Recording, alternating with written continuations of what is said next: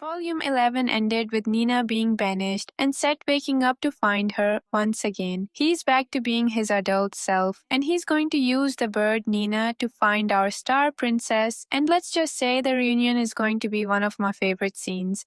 Before we start Volume 12, there is this extra scene of Sett going through the forest. A group of bandits immediately spot his shinings and demand his money and horse if he values his life. I'm pretty sure he didn't hurt them, but in a very set manner, he draws his sword slightly to ask them for directions. Misunderstanding his intentions because of his naturally expressionless face, they throw a bag of money and pretty much everything they had at his feet and flee in panic. Then he reaches the village. An elder immediately warns him about the bandits and how dangerous it is to go around looking all shiny, but he doesn't care. He gives them a whole bag of coins, asking for a room and a board. His only goal is to find Nina, but the villagers haven't seen her. While he's eating his meal, a lady comes in informing others about the bandits. They all panic while he just continues eating. Turns out they were the same people who tried to rob him, so naturally, after seeing him, they flee in panic again. Back on the road, he sends his bird back into the sky, desperate to find Nina. At the same time, we see Azure putting away the braided card that Nina gave him for his sword. Then he meets Princess Alicia, who asks if he has decided his wish. We didn't get to know about it, but he did make a wish, and I don't have a really good feeling about it.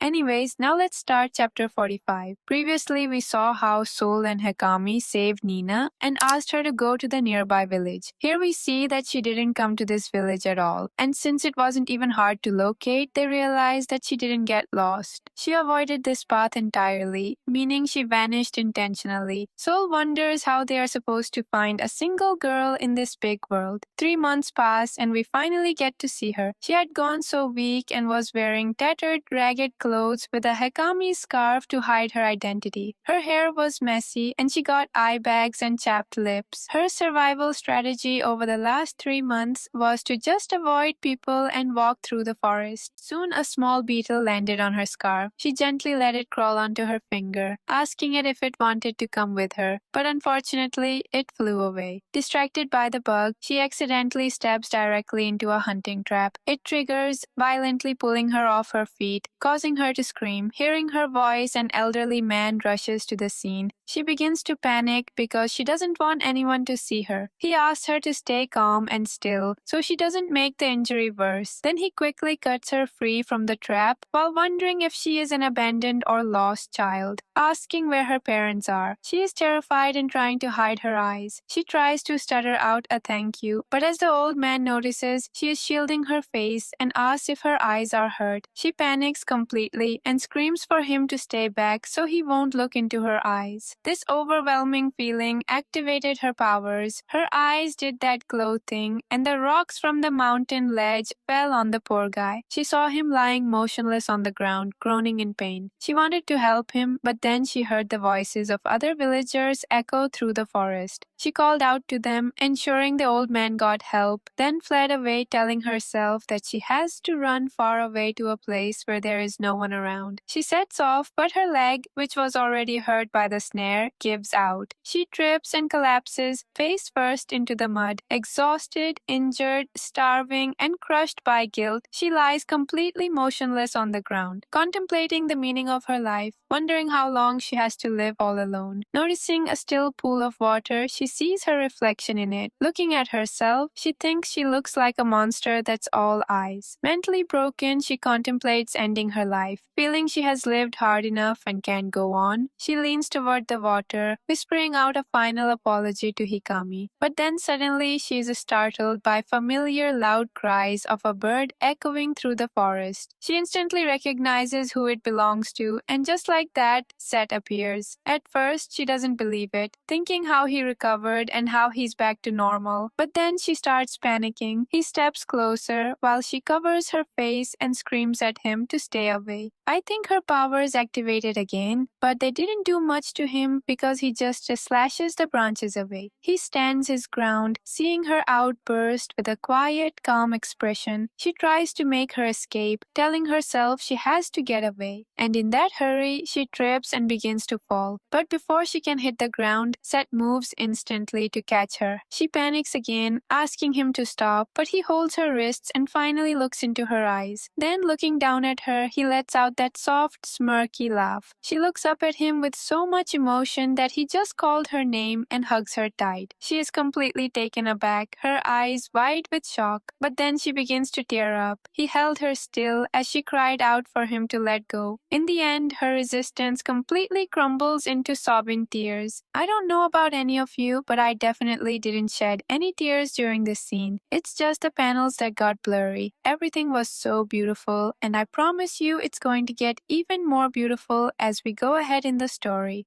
Anyways, after her outburst, she sits by the campfire hiding her face. She thinks she sounds weird because she hasn't spoken to anyone in a very long time. But she is still trying to push him away, thanking him for coming to see her, then asking him to go home to Galgada. In a very sad way, he told her that he is there of his own free will, so she should not order him around. She repeats how they can't be together, telling him about her star power hurting people. He already knows this though, because he actually heard her voice the night she spoke to him before leaving. He looks back at a memory of Nina bleeding and broken in his arms, telling her that her desire to run away to protect others perfectly mirrors his own past. He told her that he had mentally escaped back to a time when he felt powerless, yet she chose to stay by his side anyway. Deep behind the doors he shut, he could hear her comforting voice, and at that time that's all he needed until his end eventually arrived. But he admits that he was wrong, because even if he did nothing, she would cry for some other reason. But the difference was that he wasn't able to do anything. The powerless him wasn't hurting her, but it couldn't touch her either. He remembers seeing her hurt by things completely out of his control, and it pained him far more. That's why he decided that he would just stay by her side, even if he hurts her. She tries to argue back, saying she is the one who will hurt him and she could even kill him, but he completely dismisses the danger, telling her that he won't die. The god of the underworld won't take him, so she doesn't have a chance. And he isn't afraid of getting hurt either, as he knows he will get hurt because he has love. After all, she is a special, and he has no intention of letting go of this specialness. She remains anxious, looking down and muttering that he doesn't understand because her curse is a whole lot scarier. She began to explain that if she simply wished for something or desired something, but he cuts her off, shrugging off the curse. He says, who cares about this star power? Then straight up asks her what her desire is, telling her that she can wish for whatever she wants, and before this star power can be granted, he will give it to her. Nina and me are left completely stunned. She thinks about how it might be impossible, but he might actually pull it off. As she thinks about it, staring at him through her messy hair, he gently nudges her, asking what she wants. Tears begin welling up in her eyes as she finally voices her wish that she wants to live around people and she don't want to hurt them with her powers. He pushes her further, asking her to say what she will do, what she wants to do. As she realizes she isn't alone anymore, she says she wants to learn to control her powers. He reaches out, removing the hairs from her face as she openly weeps. And just like that, they are off to a new adventure, and soon they will end up in Stabia, where we are going to witness a lot of things, including their confession and some of the sweetest moments. For now, that's it for this video. I hope you enjoyed it. Thank you for listening to me. Take care of yourself, and goodbye. But I can't control the pain. If you're sticking by my side, maybe we could be okay. Okay, maybe you could be the change.